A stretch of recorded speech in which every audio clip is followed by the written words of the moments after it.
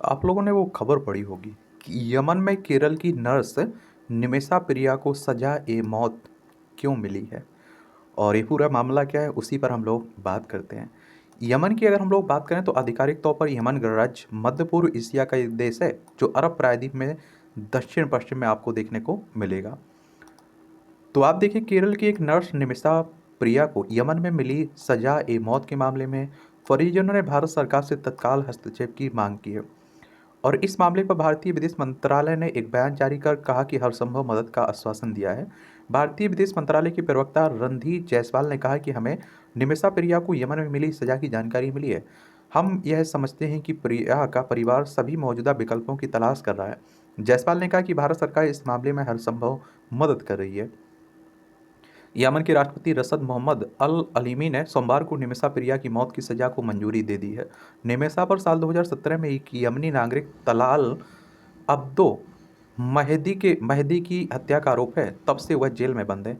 निमिषा केरल के पलक्कड़ की रहने वाली है। उन्हें मौत की सजा से बचाने के लिए उनके गृह नगर में और अंतर्राष्ट्रीय स्तर पर save Nimisha international action committee के नाम से कैंपेन भी चलाया जा रहा है।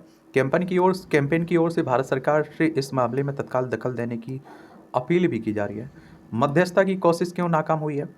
तो मीडिया रिपोर्ट में कहा गया कि जिस मेहदी नाम के व्यक्ति की हत्या में निमिषा को सजा हुई है, उनके परिवार के साथ बातचीत कर माफी दिलाने की कोशिश नाकाम होने के बाद यह स्थिति पैदा हुई है। कुछ मीडिया रिपोर्टों में कहा गया कि मध्यस्थता की कोशिशों के लिए जरूरी फंड नहीं जुटाया जा सका। अब निमिषा प्रिया को बचाने के लिए 1 महीने का वक्त बचा है। मनोरा मनोरमा ऑनलाइन के अनुसार यमन में निमिषा की रिहाई के लिए मध्यस्थता की कोशिशों की अगुवाई करने वाले सैमुअल जेरोम ने कहा है कि कबायली नेताओं से मध्यस्थता की बातचीत के लिए पैसे नहीं जुटाए जा सके। जेरोम ने कहा कि पैसे नहीं दे पाने के कारण बातचीत रुक गई। अगर बातचीत जारी रहती तो निमिषा अभी तक रिहा हो गई होती। हालांकि निमिषा के परिवार ने के वकील सुभाष चंद्रन ने दावा किया यमन में जो टीम मध्यस्थता वार्ता चला रही उसके बीते जुलाई में 20,000 करीब 19 लाख रुपए डॉलर की मांग की थी। उन्होंने कहा कि पिछले हफ्ते में उन्होंने फिर से 20,000 डॉलर मांगे और जिसे हमने भेज दिया। हमने भारतीय दूतावास के मार्फत यमनी वकील को कुल 38 लाख रुपए के करीब ट्रांसफर कर दिया है। लेकिन दुर्भाग्य से 2-3 दिन पहले राष्ट्रपति की ओर से सजा का पर मंजूरी की खबर आ गई है। सुभाष चंद्रन ने यह भी कहा कि मृतक परिवार से अभी तक सीधे कोई वार्ता नहीं हो पाई। यमन में राजनीतिक संघर्ष के हालात के कारण यह और मुश्किल हो गया है। अब ये पूरा मामला क्या है? तो निमिषा 2023 में प्रकाशित बीबीसी संवाददाता गीता पांडे की रिपोर्ट के अनुसार प्रशिक्षित नर्स निमिषा प्रिया 2008 में से यमन गई थी। राजधानी में सना ने उन्हें एक सरकारी अस्पताल में काम मिल गया। 2011 में निमिषा टॉमी थॉमस से शादी करने के लिए केरल गई। फिर वो दोनों यमन चले गए और दिसंबर 2012 में उनकी बेटी हुई। बीबीसी से थॉमस ने बताया था कि उन्हें कोई ठीक नौकरी नहीं मिली, जिसके कारण आर्थिक दिक्कतें बढ़ गईं और 2014 में वो अपनी बेटी के साथ कोच्चि लौट गए। उसी साल निमिषा ने कम वेतन वाली नौकरी छोड़कर एक क्लिनिक खोलने का फैसला लिया। यमन के कानून के तहत ऐसा करने के लिए स्थानीय पार्टनर होना जरूरी है और यही वो वक्त था जब मेहदी की इस घटना कहानी में एंट्री होती है। मेहदी एक कपड़े की दुकान चलाते थे। उनकी पत्नी ने उस क्लिनिक में बच्ची को जन्म दिया था जहां निमिषा काम करती थी। जनवरी 2015 में निमिषा जब भारत आई तो मेहदी उनके साथ आए थे। निमिषा उनके पति ने अपने दोस्तों और परिवारों से पैसे लेकर करीब 50 लाख रुपए की राशि जुटाई। 1 महीने बाद निमिषा अपना क्लिनिक खोलने यमन लौट गई। अभी थॉमस और बेटी को वापस बुलाने की कोशिश शुरू ही हुई थी कि यमन में गृह युद्ध शुरू हो गया। उस दौरान भारत ने यमन से करीब 4,600 नागरिकों और 1,000 विदेशी नागरिकों को बाहर निकाला, पर निमिषा नहीं लौटी।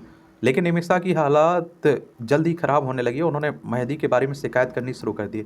निमिषा की मां प्रेमा कुमारी की ओर से 2023 में दिल्ली हाईकोर्ट में डाली गई याचिका में कहा गया कि मेहदी ने निमिषा के घर में उनकी शादी की तस्वीरें चुरा ली थी और बाद में उनसे छेड़छाड़ कर ये दावा किया कि उन्होंने निमिषा से शादी कर ली।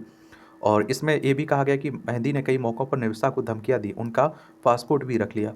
निमिषा ने जब इसकी शिकायत पुलिस में की तो पुलिस ने उल्टे उन्हें 6 दिन तक जेल में बंद कर दिया। हत्या के आरोप और सजा। तो निमिषा के पति थॉमस को 2017 में मेहदी की हत्या की जानकारी मिली। थॉमस को यमन से खबर मिली कि निमिषा को पति की हत्या के मामले में गिरफ्तार कर लिया गया। थॉमस के लिए यह चौंकाने वाला था क्योंकि निमिषा के पति तो वह खुद थे। मेहदी का छत विशद सब वाटर टैंक से मिला था और उसके 1 महीने बाद निमिषा को यमन की सऊदी अरब से लगती सीमा से गिरफ्तार किया गया था। बीबीसी की रिपोर्ट के अनुसार दिल्ली हाईकोर्ट में दायर याचिका में कहा गया कि मेहदी ने क्लिनिक के स्वामित्व वाले दस्तावेज में छेड़छाड़ कर उसे अपना बताया था। क्लिनिक से वह पैसे भी लेने लगे और निमिषा का पासपोर्ट रख लिया था। अभी कानूनी विकल्प क्या है, अब बात ये आती है। तो निमिषा प्रिया के परिवार के वकील सुभाष चंदन ने एक समाचार चैनल को बताया कि इस मामले में अभी भी कानूनी विकल्प है। उन्होंने कहा, यमन में शरिया कानून है, इसके अनुसार अगर पीड़ित परिवार माफ कर देता है तो निमिषा को मौत की सजा से बचाया जा सकता है। हालांकि यमन के जो हालात हैं उसमें हमें वहां जा नहीं सकते हैं, इसलिए भारत सरकार से मदद की उम्मीद करते हैं। सुभाष चंदन ने कहा कि अगर भारत सरकार दखल देती है और पीड़ित परिवार से वार्ता कराने में मदद करती है तो निमिषा प्रिया इंटरनेशनल एक्शन काउंसिल में जो भी राशि तय होगी उसे भुगतान करने के लिए तैयार है। उन्होंने कहा कि कबायली नेताओं से शुरुआती बातचीत हुई थी, लेकिन अभी तक परिवार ने कोई प्रतिक्रिया नहीं दी है। अगर पैसे लेने और माफ़ी देने के लिए परिवार राजी हो जाता है तो यह मामला जल्द सुलझ जाएगा। उन्होंने कहा कि सजा देने के लिए 30 दिन का समय है और समय बहुत कम है। सुभाष चंद्रन के अनुसार 2017 में यमन में संघर्ष चल रहा था, उसी समय यह घटना घटी और उस समय उन्हें कोई व्यवस्थित कानूनी मदद नहीं मिल पाई। उस दौरान उनके अरबी में लिखे कई दस्तावेज साइन कराए गए थे। ये दस्तावेज असल में हत्या के आरोपों की स्वीकारोक्ति वाले थे। उन्होंने स्थानीय ट्रायल कोर्ट में पर्याप्त कानूनी मदद ना मिलने पाने के दावा करते हुए कहा कि सजा के बाद सुप्रीम जुडिशल काउंसिल में अपील की गई, उसमें भी सजा को बरकरार रखा। उन्होंने कहा कि यमन में राजनीतिक संकट के चलते भारत सरकार ने वहां की यात्रा पर प्रतिबंध लगा दिया और वहां निमिषा प्रिया की मां प्रमा कुमारी के जाने की अनुमति के लिए दिल्ली हाईकोर्ट में एक याचिका दायर की गई थी। अनुमति मिलने पर उनकी मां यमन गई, वहां 9 महीने से रह रही हैं। सुभाष चंद्रा के अनुसार इस मामले में जो कुछ किया जा सकता है वो केंद्र सरकार ही कर सकती है, बाकी देखते हैं क्या होता है।